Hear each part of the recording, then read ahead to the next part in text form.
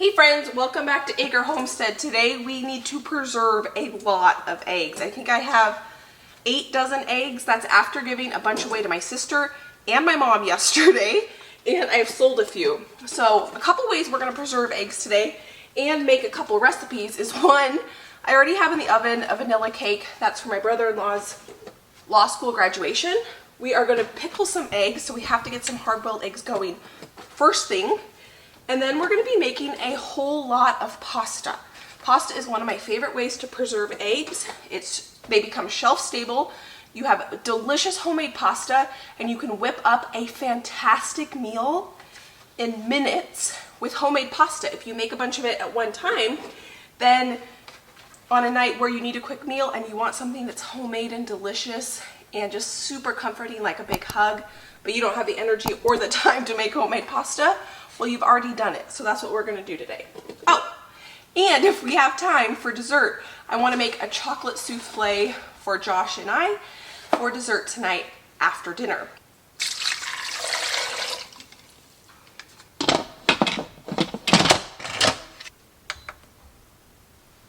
Salad season is going to be upon us really quickly, and I love to put hard-boiled eggs in our salad, but I don't necessarily like to make hard-boiled eggs on a regular basis. So if you make them ahead and you pickle them and keep them in your refrigerator, you have hard-boiled eggs whenever you'd like. I just put 1 cup of water in here with as many eggs as you can fit or you want in your Instapot. Set it on manual high for 5 minutes, let it release for 5 minutes, rinse it in cold water, and you have yourself instant hard-boiled eggs. So now that we have that going, let's get going on the pasta. Friends, I could cry right now. Look what just came in the mail. So the reason we're doing homemade pasta today is because it is rainy. We're in the middle of getting a new roof, and the roofers have to be here when it's sunny outside. It's actually hailing right now. And I need to get this project done just with everything else that's going on in life. Today has to be the day. And my food processor has been broken, which if you're new around here, you know that it's been broken. This is the replacement piece, and it's gonna make making homemade pasta a whole lot easier. Oh, I'm so excited. Yes. Okay, let's get this set up and let's get going. I am energized and even more excited about this project today. I have to say, I love the times we live in because I can do things like make homemade pasta, do something that's kind of like a slow food thing, but I can have the convenience of using my electric food processor to help me with the process to make it that much easier. We're also going to use the KitchenAid to roll out the pasta. You certainly do not need all of this equipment to make homemade pasta. I was going to make this all by hand until about 5 minutes ago when this showed up. So I feel grateful that I have the ability to use this. So I just added 2 cups of all-purpose flour. That's one of the beauties about this egg noodle recipe is you don't have to use any fancy flours. You can use durum wheat flour, which is the traditional Italian flour that's used to make pasta, but we're just going to use all-purpose flour today. And I added some salt, a half teaspoon of salt, and I'm going to mix this together. Now we're going to add 3 large eggs. These are fresh eggs, so I am going to get a little bit of water out, and we may need to add a little bit of water or a little bit more flour because these eggs are not perfectly the same size. We're going to pulse this and mix it together. Pasta making is more about feel than it is about following a recipe, and this feels pretty good. It's sticking together. I think I'm going to add about a teaspoon of water to this. I have found that it's much better to work with pasta dough that's on the drier side than that's on the too wet side. And that's perfect pasta dough consistency. It's almost like Play-Doh. It's not sticking to my hands. It's got a good mix to it. We're gonna roll this out on the counter. This is 1 batch of pasta. We're gonna knead it just a couple times by hand. We let the food processor do the majority of the work. Yeah, this is perfect texture. It's a little bit dry in the fact that, it's not sticking to my hands at all, but it's malleable, it's sticking together, it's not dry, and that it's crumbly. This is absolutely perfect. My goal today is to try to get 10 batches of pasta made. That means we could have homemade pasta about once a month. Maybe we'll work on 12 because it only takes 3 eggs to make 1 batch of pasta, and we've got a lot of eggs to get through. So what we're gonna do is roll this into a ball, flatten it out in a disc, and you've worked these gluten strands a lot. There is gluten in this because it's wheat flour, and we want those gluten proteins to relax. Right now they're all like this, and if we tried to roll them out, it would just spring right back, and we want all this flour to hydrate because there is still flour in here that's not fully hydrated from the water that we put in here. So what we're gonna do is put this in a Ziploc bag, let this rest while we make the rest of our dough. And I have a bowl here.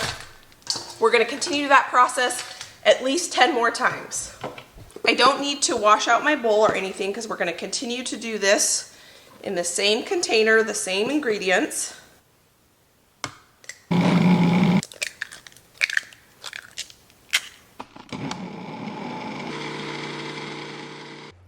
I'm adding the water now, and I want to show you what indicates that I have added enough water is when you start to see at the bottom of the food processor where the blade is kind of mixing just the bottom, but the entire thing has not come into a ball. That's how I know it's done, right here. If it goes into a ball, then I know I added too much water. And you can see that they kind of look like individual pieces until I start squeezing them. And now I have one homogeneous mass, and this is perfect. Now I can link this recipe along with the equipment that I'm going to use today to make this pasta. I have found that when doing a big pasta day like this, it really helps to have some of these modern equipment, but you don't have to have any of it. But if you're interested in checking it out, it will be down in the description box of this video.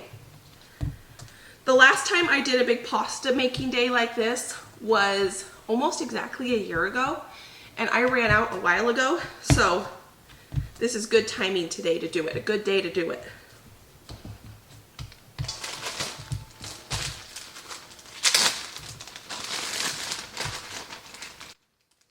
When it comes to making this pasta shelf stable, you don't need anything except for time. No special drying equipment, no freeze dryers, no dehydrators, just a little bit of time in a dry environment.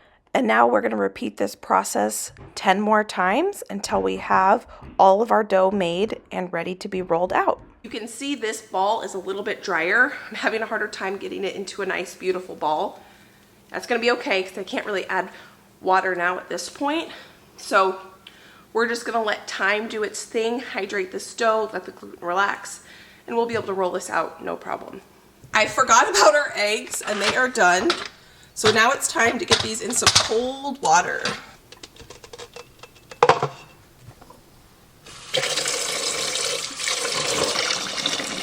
These are cake dishes, so don't mind these. I made a cake, or it's in the oven right now.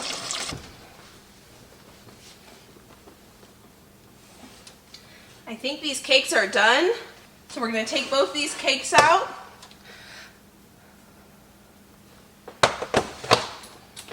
We did get 12 batches done, which I'm very excited about. These are going to rest for at least a half an hour. So while these are resting, we're going to go ahead and we're going to get going on the brine for our pickled eggs. I have a clean mason jar. This is a half-gallon jar. We're not canning this. We're just going to use this jar for our vessel. So we're going to put some black pepper in the bottom.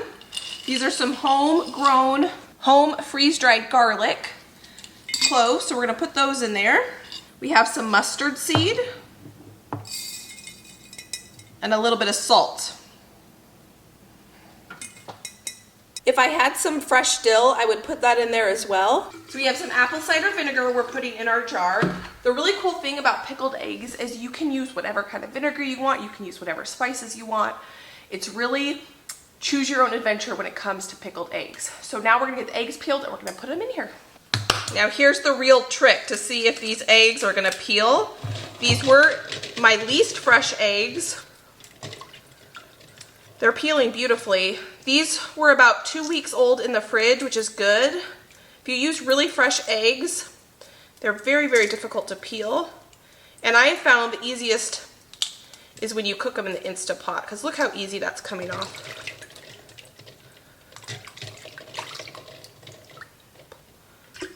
One egg in.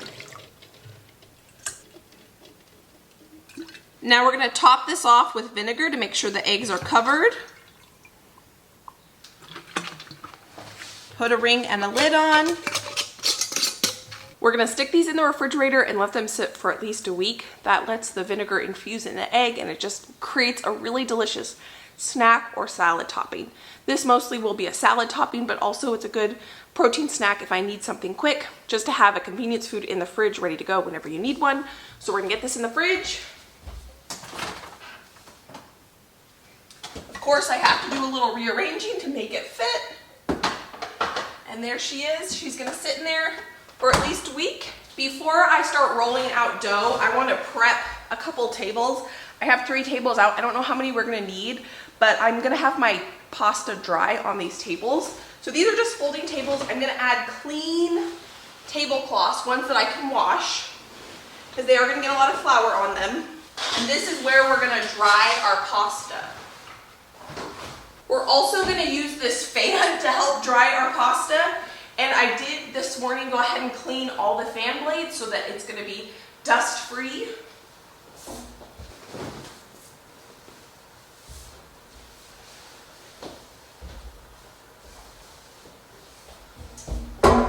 I want to show you the other thing we have going on in the kitchen. I did just make up some jambalaya for the Instapot, so that is going in there.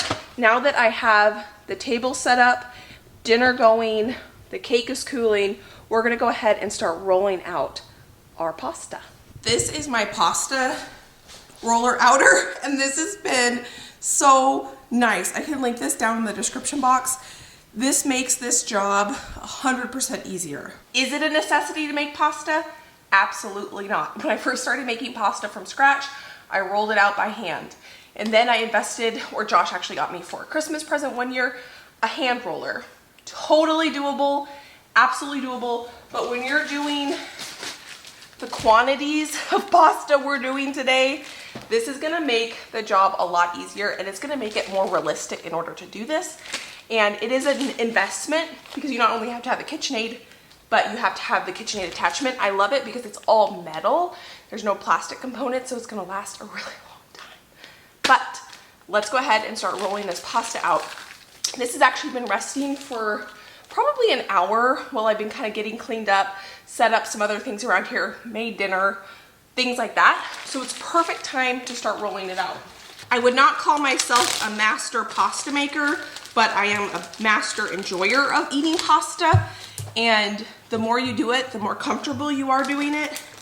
So I'm gonna keep the dough of pasta in here while we work with one batch at a time. We will need a little bit of flour. I'm gonna work with half of the dough at a time. So we're gonna set our pasta machine on the widest setting. Mine is 1, some are 0. And this is where we're gonna start first. I'm gonna put a little bit of flour on our working surface. This dough is nice. It's not sticky, but it'll just help it not stick at all. But this dough is a really, really good consistency. I'm just gonna kind of thin it out a little bit with my hands, just so it goes through the machine a little bit easier. Because we let it rest, when we shape it, it's not springing back to its original shape. Those gluten strands have had some time to relax. We're gonna turn the machine on low, and we're just gonna start putting the pasta through the machine. Then we're gonna reduce the size, and we're gonna put it through. If you work with your pasta right away and you don't let it rest, you're gonna be fighting it the whole time. I've definitely found it's worth being patient. Pasta is a work of love to begin with, so you might as well not rush it. Let your pasta rest, and then when you put it through the machine, it's going to go through really nice and smoothly. we're not having to use the machine to knead our pasta. Sometimes you have to do that. So this is 5, so we're about to go on the smallest one we're going to do today, which is 6.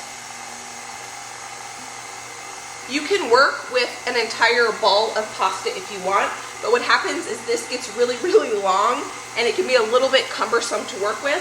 So I have found that working with half of a dough ball is the perfect amount in order to be able to manage it. When you're first starting and this seems like a lot to manage, you could cut it into 4ths. What we're gonna do now is we're gonna bring this over to our table and we're gonna lay this out to dry a little bit. I have found it is much easier to cut this then into the pasta shapes you want if you let these big sheets of pasta dry a little bit. So every single one is gonna come and it's gonna lay on one of these tables before we cut all of them into the size of pasta we want. It is at this point right now where you get to decide what shape of pasta you want to make. You could make this into bows, you could make this into ravioli, you could keep it as sheets and make lasagna, but we're gonna do the thicker pasta and we're just gonna make everything the same size. So now that we're back at it, we need to bring this all the way back down to the widest one, and we're gonna start all over, and we're just gonna continue to do this until we have all of our sheets of pasta rolled out. This is a great thing to put an audiobook on. I can link, if you want a free 30-day trial of Audible, down in the description box, and you get 2 free books. Or put on your favorite music. Currently right now I'm listening to some country music today to keep me motivated and like energized, because this is a lot of work that we're doing in the kitchen today. Or sometimes just working in silence and having this be kind of like a meditative state is good too. This is probably the best consistency pasta I've ever made. It's rolling out beautifully. I think we hit it just right. Every single batch did take an extra tablespoon of water. I don't know if it's just my flour today or the humidity that's in the house or lack thereof, that it was a little bit drier, or my eggs were a little bit on the smaller side, but I'm thrilled with how this pasta is rolling out.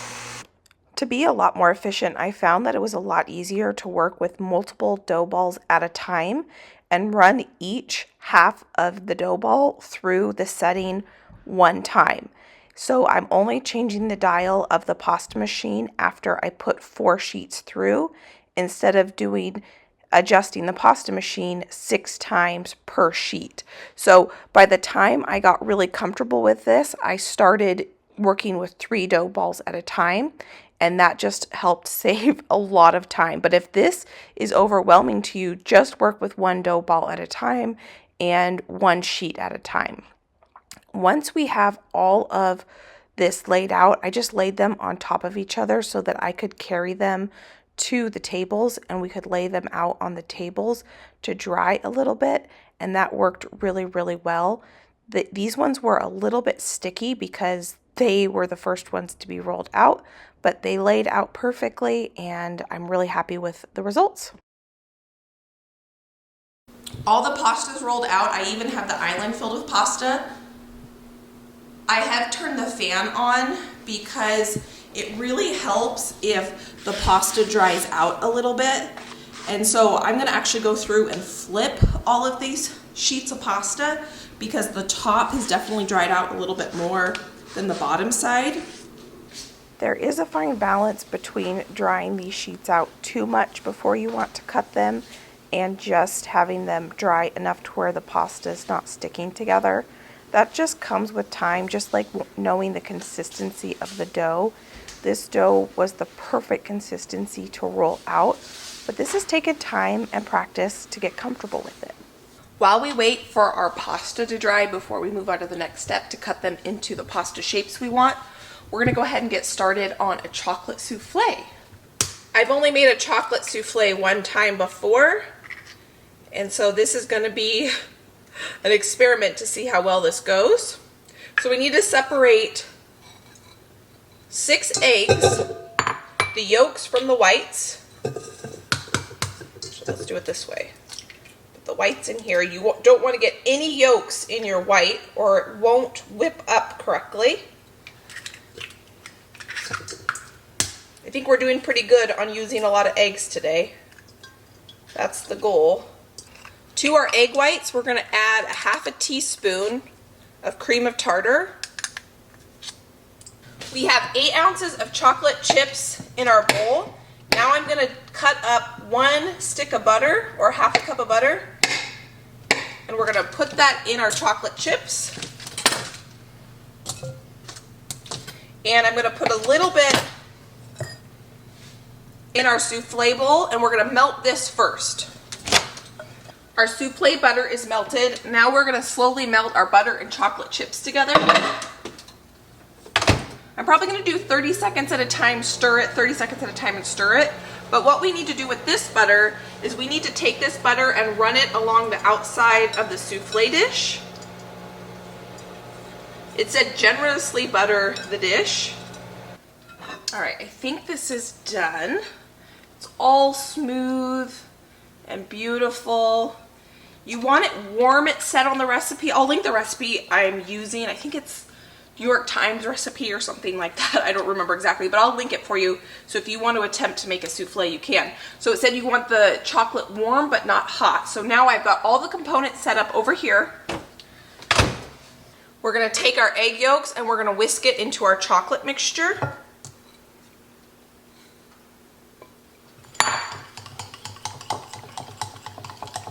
The reason you don't want it too hot is you don't want to scramble these eggs.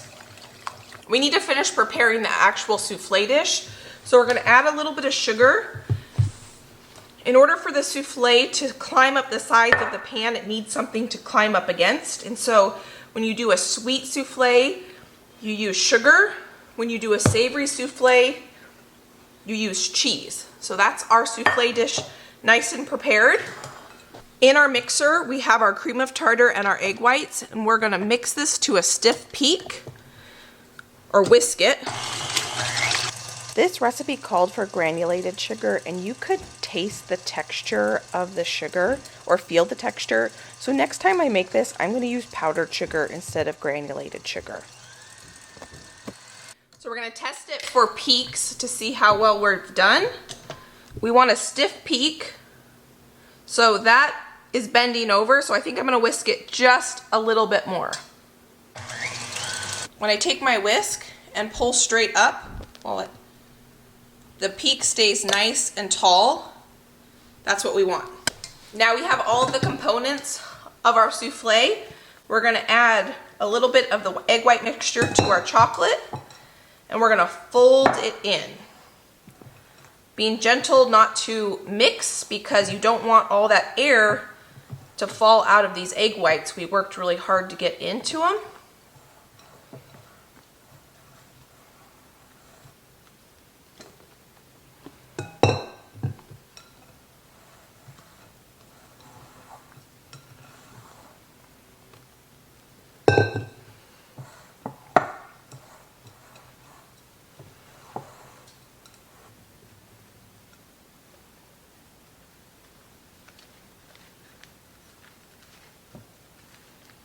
Now this is the weird part of the recipe. I don't remember this last time I made a souffle.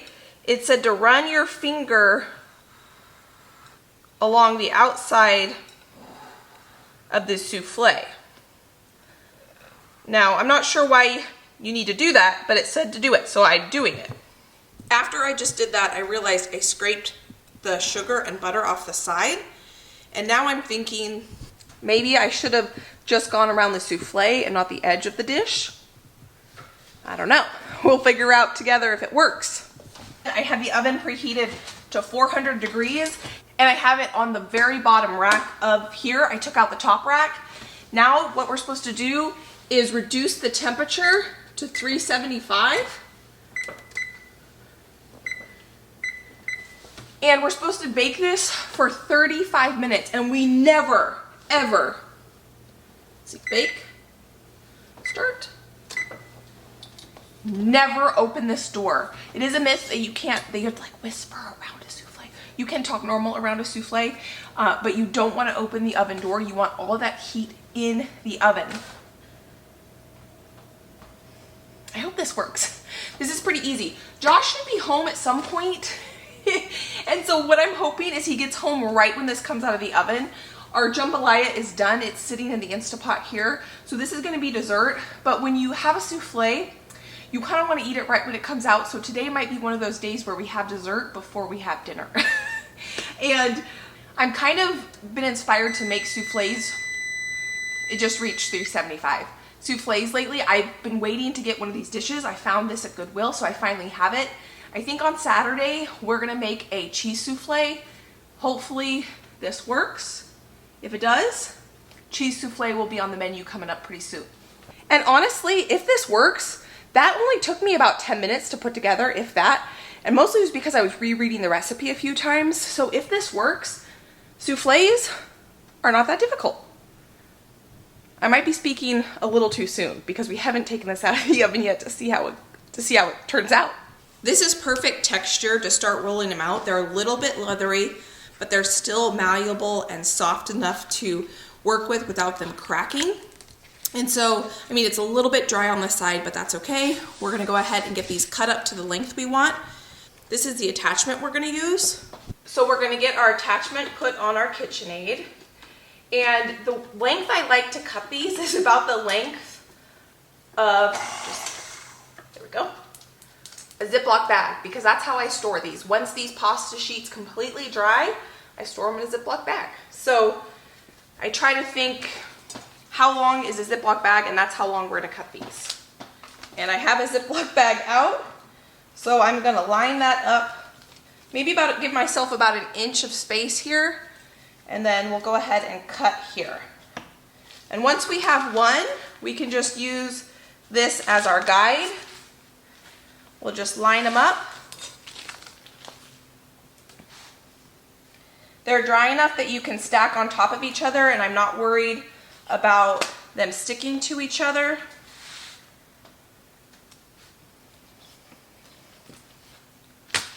And there we go. We got our pasta sheets. And you can dry these just like this. If you want to make this for lasagna, lay this out and dry it just like this, and you have a lasagna sheet. Depending on how much energy I have at the end, we might end up making some of these, even though my goal today is to have all cut pasta. But we might end up with some of these as well. We'll just have to see. All you have to do now is turn your pasta machine on and roll your sheets through the cutting attachment. I put these sheets on the strain rack because I thought it'd be easier to carry over to the tables. Once we have them on the table, I'm just going to try to lay them about one layer thick. So they don't have to be perfectly flat. I mean, a couple of them might be overlapping just a little bit, because throughout the days while these dry, I'll go through and I'll kind of move them a little bit. And so now I think I'm gonna move on to these ones over here. For some reason, these sheets over here are drying out a little bit quicker. And so I don't know why, because I rolled these out later. So I'm gonna get these rolled out. So I'm gonna get these ones cut into the pasta shapes next. I'm gonna line them up on one end so that I can cut them evenly from one end. And we'll go get these cut into pasta. I just realized it makes a lot more sense to do this in here instead of having to take the time to put one layer down. I can do one sheet at a time, and I can just lay it out flat, and that's gonna save me a whole bunch of time. I'm not quite sure why I never thought about this before, but wow, was this way more efficient to bring my KitchenAid to where the pasta was going to eventually be, because then I'm not walking back and forth from the kitchen to the dining room, from the kitchen to the dining room. And so I'm really excited that I finally thought about this. Don't mind my dirty oven, but it's risen in there. I just don't know if it's done on the inside. That's the biggest thing. Josh is not home yet, so I know that when I take this out of the oven, it's only going to stay inflated for, I don't know, 10 minutes or so, if that. Souffles, that's the one tricky thing about them, especially when they're served at like restaurants and things like that, because they've got to have it out of the oven and to the table before it deflates. So Josh and I probably are going to be eating a deflated souffle, but I think it's still going to taste really good. But I think I'm going to go ahead and take it out, because honestly, I don't know exactly how to tell if it's done or not.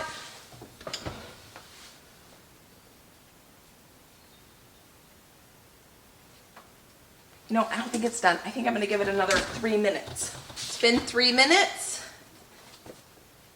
Yeah, I think we're gonna call it.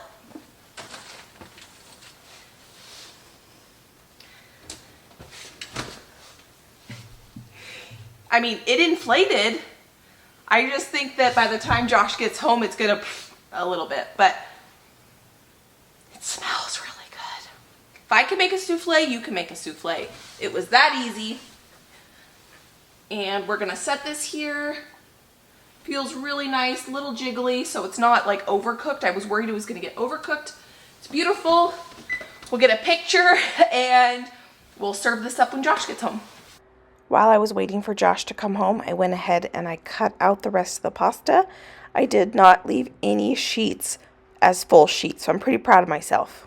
We did it. We got the 3 tables completely filled. And what I'm gonna do now, in order to preserve these, is I'm gonna let them just dry on these tables. And it's probably gonna take 3 days to dry. They need to be completely bone dry before you package them. The way I'm gonna package them is I'm gonna put them in Ziploc bags and I'm gonna put them in my pantry. If you have watched my pantry tours, you will see these pasta noodles in my pantry in a Ziploc bag, and that's just how I do it, and it works really well. Drying is the oldest form of food preservation out there, and it's the most primitive, and that is how we're preserving these eggs. We are drying them. And you do not want to use a dehydrator because dehydration actually cooks things.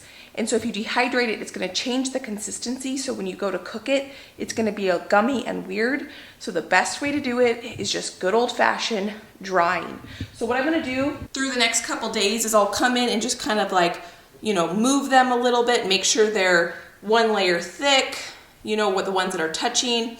And I'm just going to make sure they are able to dry all the way. I'm going to keep the fan on the entire time they're out here. I'm not going to be able to let my dogs be out here because they will pull on this and they will try to get this pasta off here. Ask me how I know that. Josh just texted me and told me he is on his way home, so he's going to taste test the souffle for us. I'll give it a taste test too. And today was a very productive day. So you can see how the souffle deflated, but it's still going to taste really good. Josh is pulling into the garage, so we're going to give this a taste test. All right, if I had some cream, I think that would make this absolutely fantastic, but we don't have any cream today. Let's see. Oh, you can see a little egg white I didn't fully mix in, but that texture looks really nice. Josh, you want to give us a taste test? Oh, yeah. Sorry, my dogs are barking. They get really excited when Josh is home. Okay, that texture looks really nice. Very fudgy looking. Is this a souffle? Yeah, I made a souffle. Oh, wow, okay. It looks like it's got some really nice texture to it. The last time I made a souffle, it's kind of crazy. It was here at this house. We had some family friends that go to my parents' church, and she invited me and my sister over to do a chocolate souffle and cheese souffle class. And so it's been years since we've made one. Did you try it? Yeah, that's really good. It's very soft. Voluptuous. I like it. It's almost like a fluffy brownie. It's like it tastes like a brownie and almost the texture of cake, but it's like a combination. It's like a very light quiche, it feels like. Well, there is a lot of eggs in it. Okay, that makes sense. On Saturday, I'm going to make a cheese souffle, so that'll be fun to do kind of like a savory and sweet one and contrast the two. Yeah, that's going to be great. Awesome. Well, friends, we had a busy day. We made pasta, we made a souffle, I made a jambalaya, that's going to be in a different video. I made a cake, that's going to be in a different video. But I just want to say thank you for taking time out of your day to spend time with me. If you enjoyed this video, please give it a thumbs up. I will put some more videos between now and my next upload right here, so you can go enjoy those if you're new.